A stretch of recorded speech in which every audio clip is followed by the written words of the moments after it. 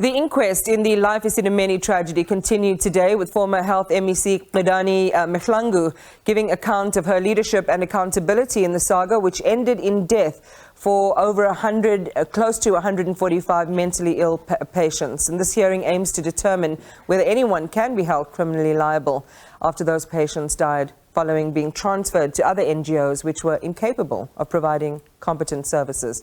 Our reporter Nozintombi Miya has a wrap of today's proceedings and joins us now. Nozintombi, good evening, good afternoon to you and welcome. So Section 24, their advocate had a stab at their cross-examination, and we know that they were among the first to really raise the alarm around what was happening as this tragedy unfolded. Tell us what unfolded today. So Advocate Adela Hassim, who's with Section 27, she kind of sort of danced around it a little bit yesterday in her cross-examination because she was leading the cross-examination yesterday. And today, Advocate William Mokare, who is representing the Premier, the Gauteng Premier, as well as the Department of Health, was leading today's cross-examination. But really, you know, Advocate Adela, she actually laid the foundation for today's cross-examination because she was looking at testing the former Health MEC's honesty, how honest she was in answering the questions and how honest she was in recounting and retelling her version.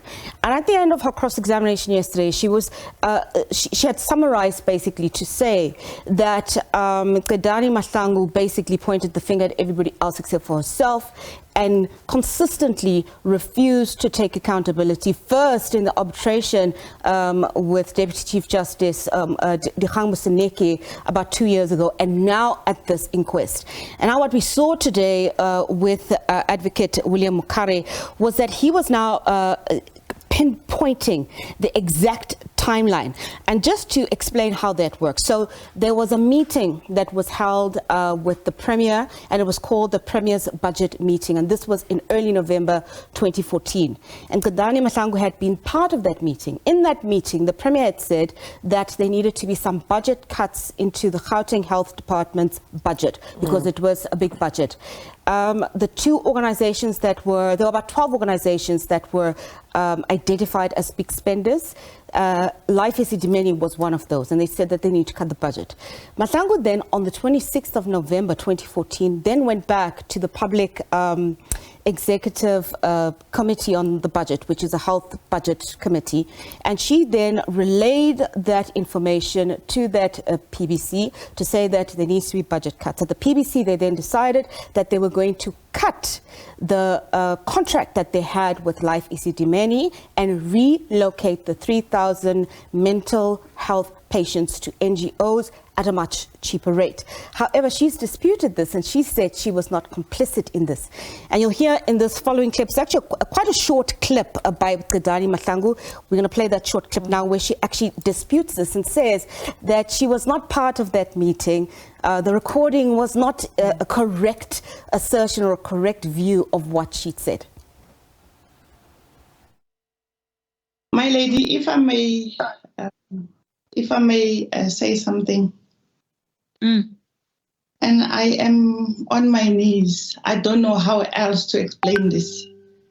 These minutes are not a true reflection of this. That boardroom where we met had recordings that would be done at any given point in time. Being asked about these minutes, they are not a true reflection of what was discussed in the meeting.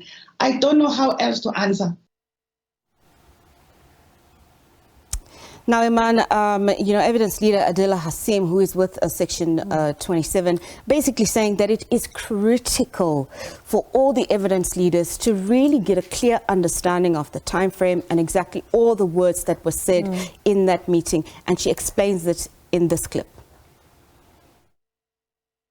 How is it going to assist this court in coming to the findings requested for that this court must answer in terms of Section 16 of the Inquest Act?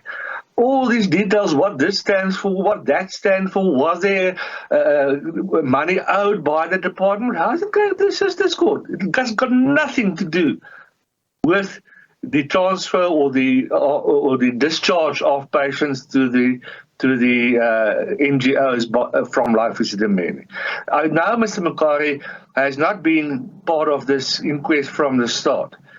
And if this could allow all these detailed questions that don't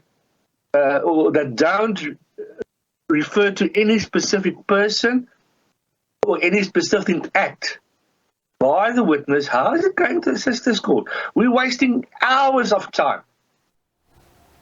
Evidence leader Peter Lau there. Just to wrap up, Nozintombi, the devil is in the detail, and the devil will point, the detail will point the finger here, because as you mentioned in the beginning, there's so many events that are wrapped up in one tight knot, and it's only by teasing each of them apart and see what points back to the Health MEC or indeed other people in the decision-making position then that we will finally come to the true nature and exactly what happened. Absolutely correct, Iman. The whole week we're going to be sitting tomorrow. We do know that Advocate William Makari will be continuing with his cross-examination.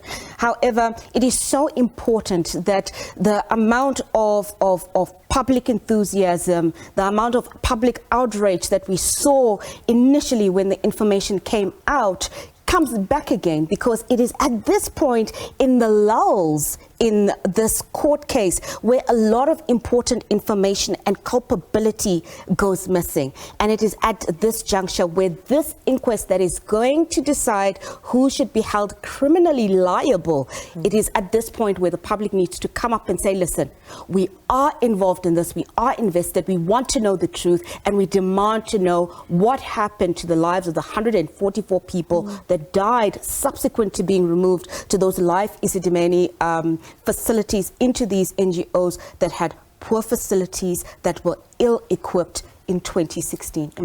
We spoke to Christine Ngumalo last week from the Life Esidimeni, the committee that represents the families of, the families of those who passed away, saying that every time we are hearing evidence, it's almost like there's a relapse in that community of family members. This is such a hard thing for them, and the consistent message you hear from this inquest is a former MEC who is trying to move the blame away from herself. I mean, emails that she had not read, or emails that she had redirected, and that was her defense, really. A lack of in accountability. Lack of accountability.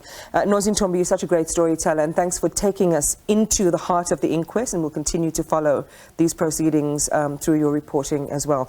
Nozintombi Miya, our reporter, will continue to watch what's happening at the Life Esidimeni Inquest.